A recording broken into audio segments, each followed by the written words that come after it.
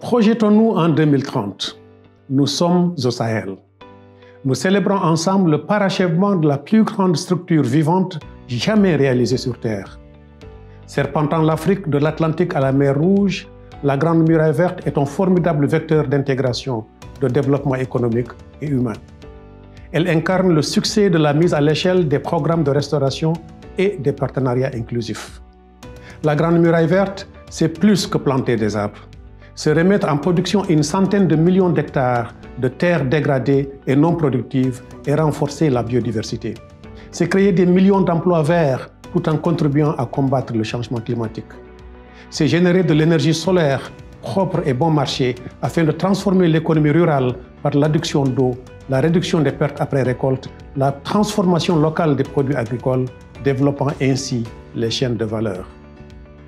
La Grande Muraille Verte, c'est également offrir des alternatives viables à une jeunesse croissante et exigeante, devenue en partie une proie facile au terrorisme, au trafic illicite et à l'immigration irrégulière.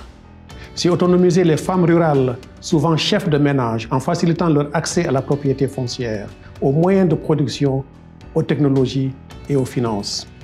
La Grande Muraille Verte, c'est l'espoir d'apporter la stabilité, la paix et la sécurité dans une région qui, depuis des décennies, est marquée par des conflits. Restaurer les terres de la Grande Muraille Verte, c'est permettre à nouveau la pratique et la coexistence paisible de l'agriculture et de l'élevage. La Grande Muraille Verte, c'est finalement l'opportunité unique de reconstruire en mieux après la pandémie de la Covid-19.